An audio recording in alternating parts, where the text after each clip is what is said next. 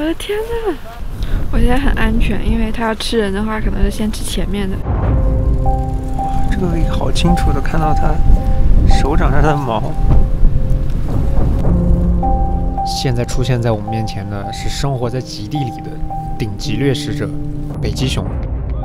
这时候问题来了，当你直面世界上体型最大的陆上食肉动物时，你会选择多拍一张，还是赶快逃命？当我透过取景器去近距离欣赏它的一举一动的时候，慢慢的，我发现它越来越近，直到600丁的镜头开始对不上焦。别勾，慢走，别勾！横车上，横车上！这太牛了！我们现在必须要回到车里了，因为熊过来了。哇，警车来了，警车来了！不要关门，不要关门！我们现在全躲到车里去了。哇，这太近了！虽然很多年前就在教科书上听说过它的存在，但当我们四目相对，看着它迎面走来的时候，这样的震撼是无法用语言描述的。哇，后边这个背景真神奇了！建筑啊，经过这个空气里边水分的折射，出来这样的效果。这是加拿大的丘吉尔小镇，背靠哈德逊湾，每年的秋冬交际都会有数千只北极熊聚集在这里，等待海面冻结。而今年我们也来到这里，见证北极熊的迁徙。哇，它的航站楼就是这个。Hello， 初次见面。Andy， 小螃蟹，对对对，小螃蟹。哇，今天天气看起来还挺好。还目前，可是之后风会稍微又大起来。好后悔没有在飞机上直接把冲锋衣穿着，这个风吹的简直了，哦，耳朵掉了。说来非常有趣，这是我们第一次跟团旅行，在这里向导可以帮助你2件事：找到北极熊，还有保护你的安全。对，他们都带枪的。这个就是这种散弹枪用的子弹，就连熊出没的警示牌都在小镇里随处可见。这是一片人类和北极熊共同生活的区域，多年来他们有着自己的和北极熊的相处之道。So they don't lock their vehicles. They don't lock their houses. Just in case somebody needs to take cover from a bear or anything going on the street. That's the reason. Yeah. 一旦有这样试图进入城镇的危险分子，无法驱逐或者屡教不改的话，就会被抓进北极熊监狱。这个就是北极熊的监狱了。关上几个月，再用直升机吊起来送走。监狱里当然不会给水和食物，听说这样他们就会带着恐怖记忆，被释放时头也不回地远离这里。听着讲解，我们很快就到了住处。拜拜。里面好温暖。这个房子就是我们未来10天在丘吉尔的据点了。大家收拾完东西就赶快集合起来，坐上越野车，开始第一次的寻熊之旅了。好像除了我们之外都是老年人，我们这是一个老年团。我们现在应该是要去先找熊了，然后我准备好了尼康最新发布的一只600丁超级轻，不知道这个熊到底应该怎么找哈。来到这里之前就听说北极熊比当地的人口都多，但实际上我们连续开了好几个小时的车，连熊爸爸都没见到，反而是有一些别的收获。Focus here. This is focus. Yeah. Yeah, I see it's very clear.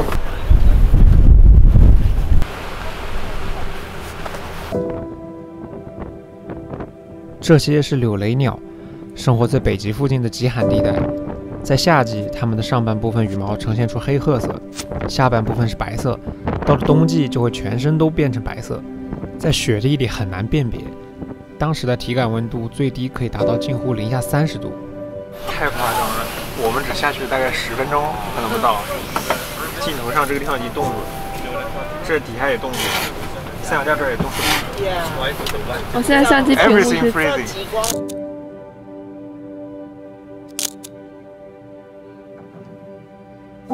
因为这样恶劣的天气，几乎所有生物都进入到了低等号模式，大都是找到一个庇护所，静静地等待风暴停息。而这个时候，我们的向导也通过电台得知了北极熊的位置。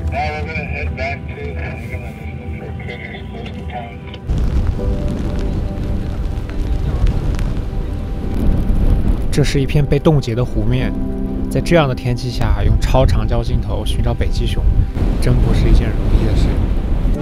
边拍熊，因为风太大了，你必须要一直按住这个镜头，才能稍微稳一点点。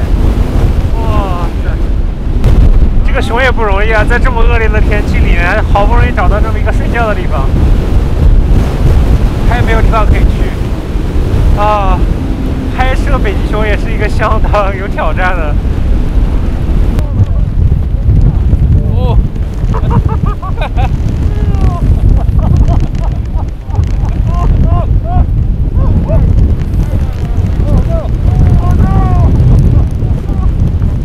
等了不到1个小时，能见度越来越差，我也到了能承受的极限，只能先回到车里。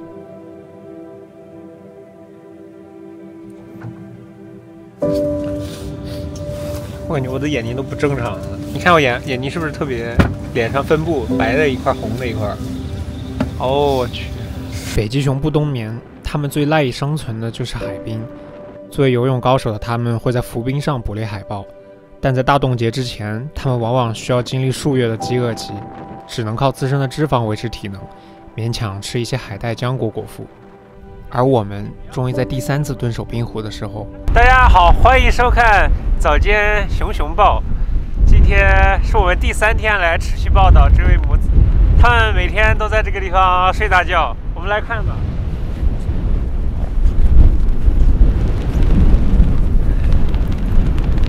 他的孩子睡得很香，然后他妈妈呢会时不时的抬起头来警戒一下，看外面有没有什么奇怪的螃蟹啊什么的。老可爱的小熊崽子翻了个身，打了个滚儿。亲眼看是不是很好玩？非常好玩。看一看现在到底是什么样的啊？这你能看到吗？这是北极熊是嗅觉非常敏锐的生物，它们的嗅觉是猎犬的7倍左右。即使海豹在1-2米厚的冰层下，甚至是几公里外，都无处遁形。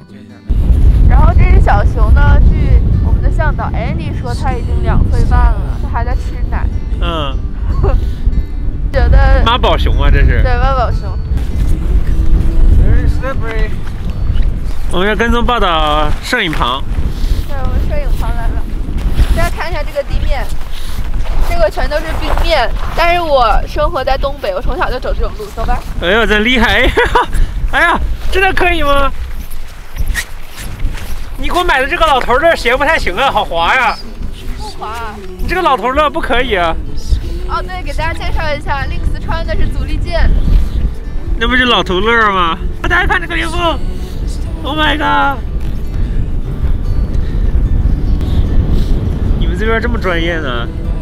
我们这边非常专业。哇，老有意思！那个小熊呢，躺在地上，然后用爪子摸它妈妈的那个下巴。然后脚掌还这样张着。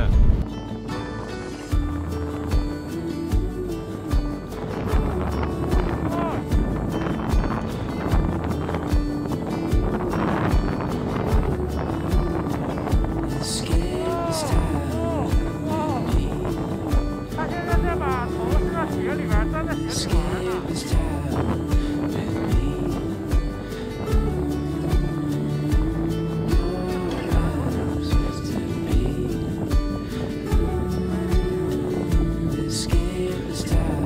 我其实一直都没有开启一个最长模式，就是因为他们现在不是动态的吗？对。特别想能拍到他们的慢动作。对。当我打开了 4K 120DX 模式之后，现在整个画面铺满了这2只熊，而且是乘2.3倍的。你能帮我算一下吗？1200乘以2.3是多少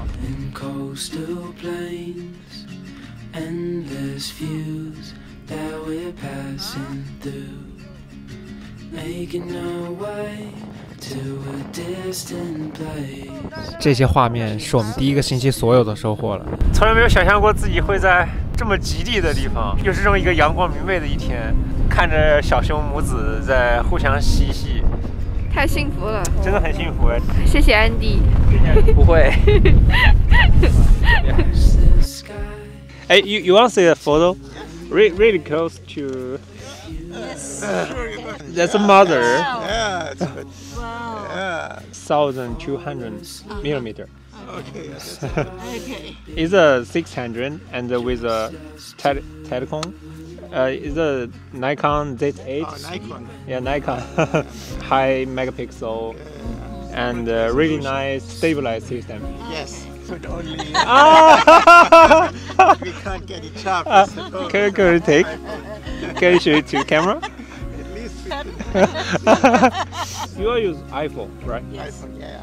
I can download this image and send you right now. 拍摄完最幸福的事情就是与他人一起分享，这才让摄影与更多人产生连接。我后来也因此成为了这辆车上最受欢迎的人。这台相机和这个镜头让我们整车人都很幸福呢。第一周天气恶劣，北极熊们好像都躲了起来。我们即使从早找到晚，收获也极其有限。但是随之而来的一天，突然出现了日出。Hello， 大家早上好。哇，今天早晨的日出超级好看，希望今天我们能看到好看的熊熊。大家看我脸上泛着红光，那个是外面的朝霞照亮。把它调暗，调暗是吗？对对对，然后应该会有。哦，是在暗，对，调在，哦，真的更明显了。对对对，现在这个时候你们可以先照一下，一条光柱在天上，这是北极才有。那也对。哇塞 ，OK。而且大家看，这边完全被照红了，这太漂亮了。哇塞，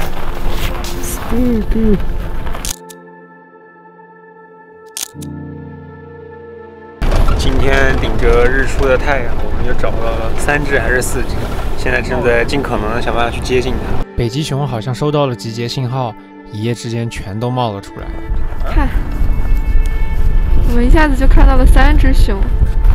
这个距离看着特别远，但是我们这个1200毫米呢，看着还是可以的。它在跑，找东西。哦，那边的也来了。那边的2只也过来了。哇塞！哦，哎，掉下去！我拍到特别清晰，它掉下去了画面。现在发现了新的情报，又有一对熊母子朝我们走来，所以现在呢，我们面前应该是4只熊。OK， 我们现在用这个3D 跟踪，就跟那个导弹似的，直接自动跟踪到它的头上。现在就是烦恼在于拍哪只。太烦恼了，这个。哇，好近！妈妈是一上来了。是，它是宝宝上来了。我觉得那个车已经离熊太近了，我觉得他们要撤了。它只是一个好奇宝宝。好奇宝宝能吃掉那个头。它好乖，它就是天生适合当明星。这么多相机对着它。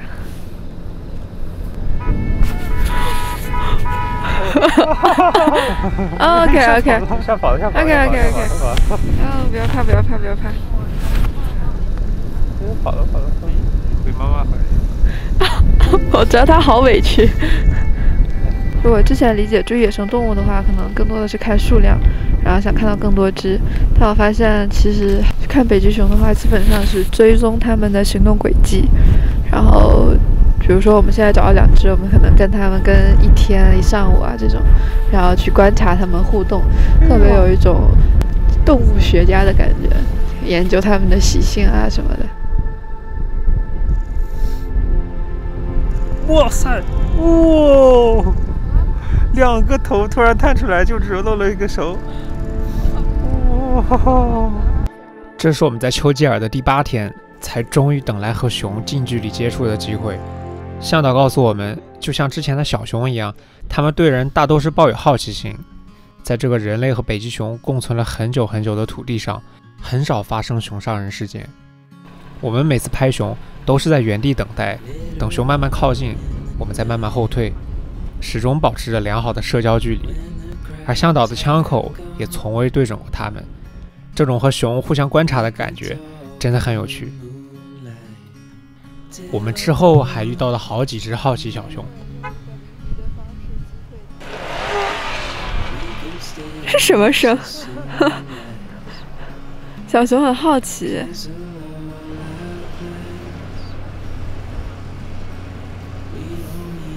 他们3只好黑呀，他们上哪里打滚去了？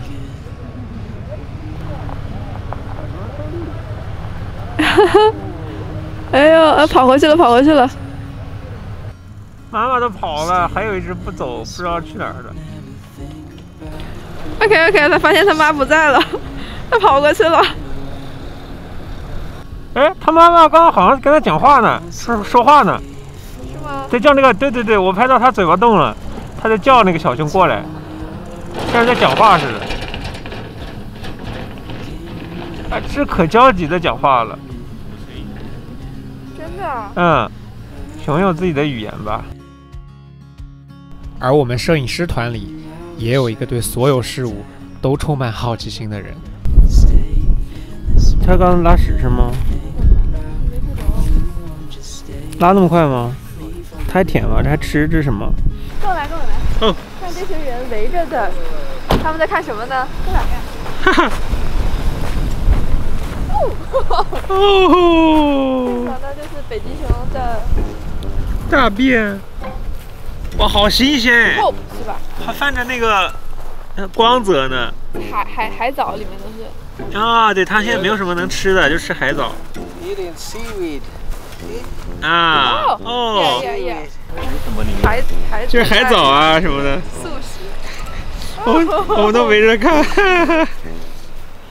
闻一下有没有味道呢？你闻。哦，不了。闻一下嘛。为大家牺牲一下啊！闻一下吧。不了。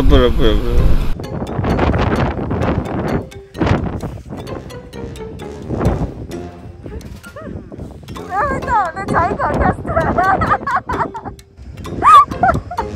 No smell. You can get closer.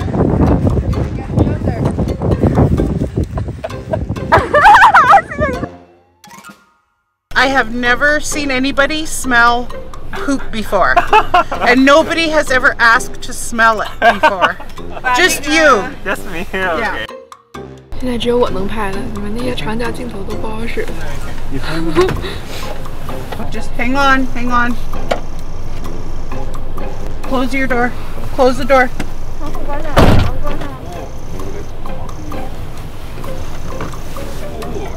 有的时候我选择不拍，我就喜欢看着它，享受这个当下。等我们再次回到刚刚那片海岸的时候，发现小熊开始搞起了破坏。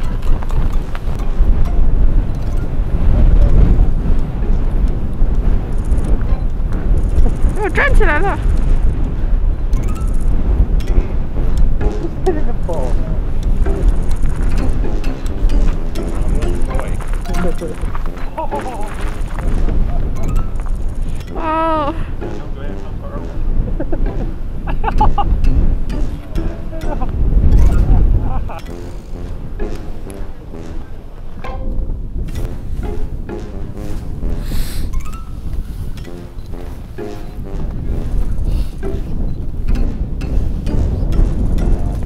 Like that other one.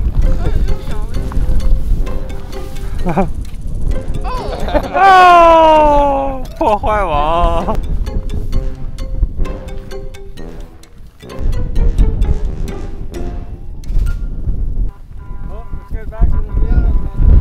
不知不觉来到这里的第2周，北极熊们都凑到海岸附近来了。丘吉尔除了盛产北极熊，还盛产极光。大家好，我是小螃蟹。现在呢，我们解锁了人生新体验，就是在加拿大北边的小镇丘吉尔看极光。而且是跟大家一起看哟。丘吉尔几乎算是与世隔绝的小村落了，因为这里一边靠近巨大的哈德逊湾，一边靠着一望无际的台原，公路并没有与其他任何小镇相连。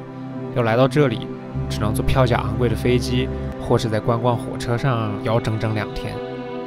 以前这里只有北极的游牧民族生存，直到上个世纪40年代，美军在这里建立的军事基地和火箭研究靶场。这一枚就是被掏空了的真家伙。又有流星，哎呀，运气太好了，第2颗了。哇，这个整个这个银河质量好清楚。现在星星好亮啊！这栋建筑就是被废弃的火箭发射井，看着它，总有种进入游戏世界里的感觉。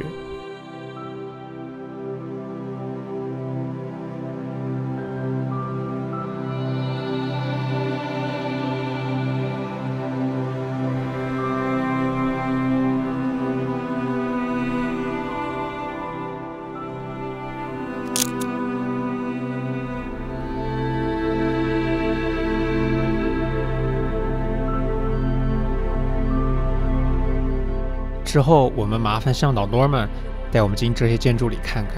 Let's go， 特别有种探险的感觉。Oh, yeah. Yes, because you have to connect to each building.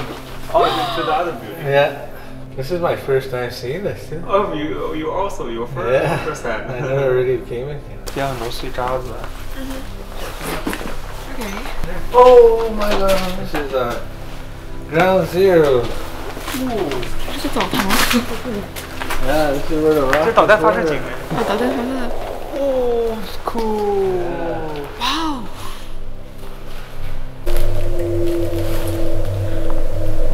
Hear that? Yeah. Wait. Sound like a wall. Whoa. Sound like it. Hear that? Yeah. Yeah. Really? See? Might be a wolf out there. Let's go check.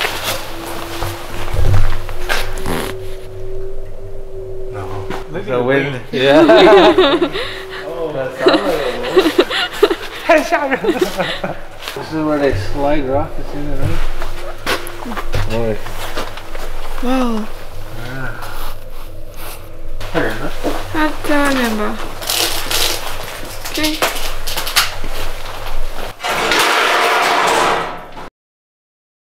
我们决定还是提前结束废墟探索，重回好奇小熊的怀抱。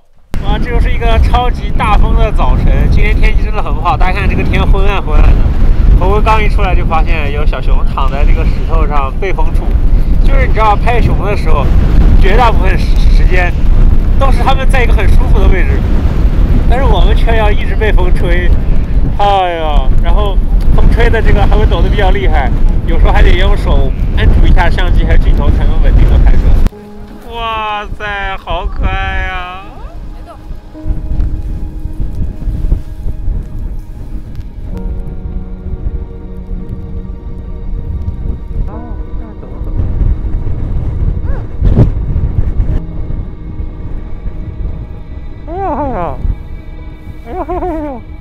吃奶了！哦，开饭了！这还是头一回看到它正面喂奶的画面，这是为了给我们看吗？对。每次熊妈妈喂完奶后，都看起来特别累，眼睛都闭上了。你看呀，我要去趟驴地了，我不行了。OK，去。你干什么呢？不是你别那么猥琐好不好？ 不是不够用啊，一直这么擦。宝宝，我们车上有拿了一盒纸。能不能拿我的鼻涕开发成一种能源？因为我的鼻涕感觉永远不会停止。如果它可以拿来给汽车加进去，汽车就可以跑10公里的话。你去汽车这样暖一下好不好？没事。你这样暖一下，我来看看相机。Yeah, lunch time 。看一看小螃蟹给我准备的什么样的午餐。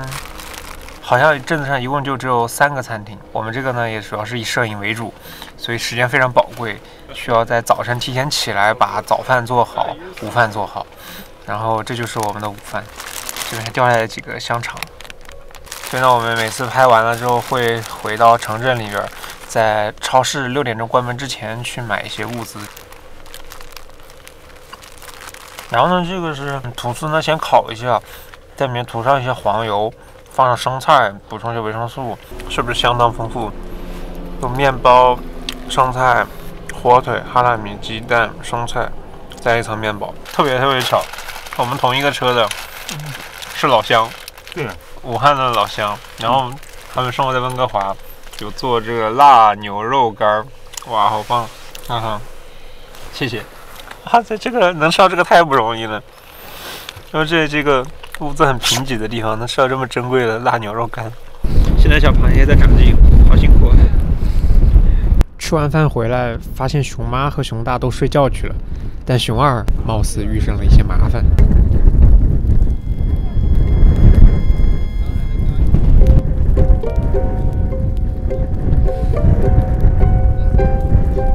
哈哈！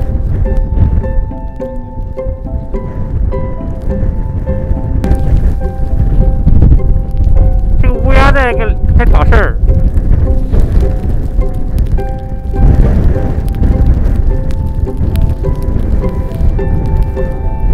哎呦！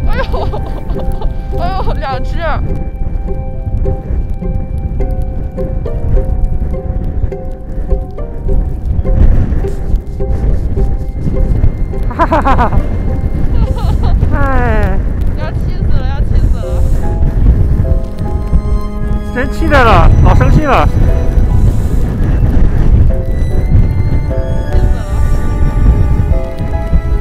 生气来了，老生气了。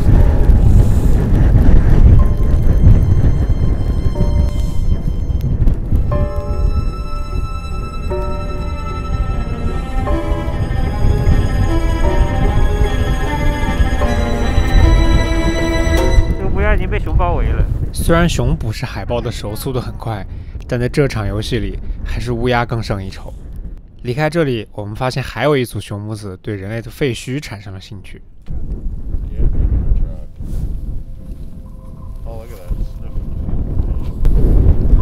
熊不知道在车上找什么。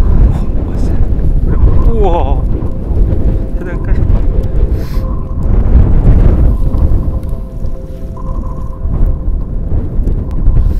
这车不能停在野外，不然第二天发现被熊搞破坏掉了。不知道这个桶里面是啥，它在咬。哎呦我去！哇塞！全拍着了。哎呦，桶倒了。他们在搞破坏呢。现在因为太近了，所以我们换上了 Planar。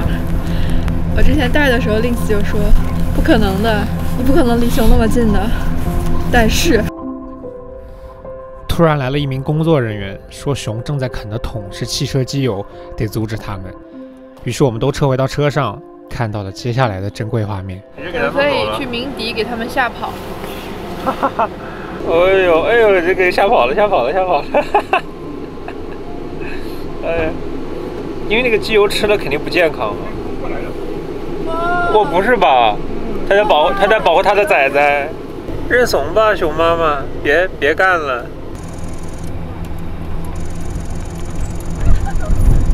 还是不放弃啊！这是一场博弈啊！我天！哎呦，撵跑了！他们现在正在处理那片机油。哎，其实我现在到这一刻，我突然间就觉得呢，不仅仅是说他们会跑到村子里面去伤害我们，也是说我们的一些活动对他们产生了一些影响。熊妈认怂后，躲在不远处的草丛里认真清理毛发。因为北极熊保暖全靠的是厚厚的脂肪和毛发，所以在弄脏后，他们会尽快清理干净，以防影响到保暖效果。OK， 他们现在处理完了这个事发现场，我们回到这个卡车旁边来。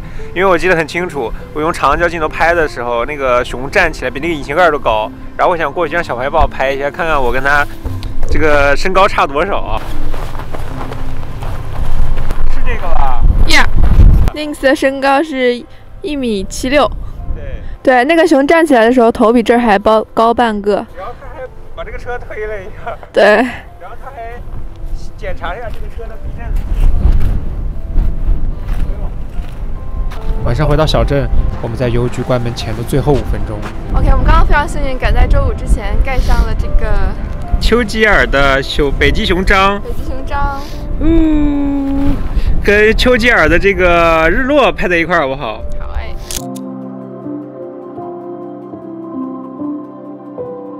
在丘吉尔的这些天，让我们真正的走进了北极熊的世界。从今天开始，北极熊不再是教科书里冷冰冰的文字和图片，而是变成了我记忆里鲜活的存在。它们大块头的外壳下，内里其实是活泼开朗、充满好奇心的，喜欢悠哉晃来晃去的街溜子。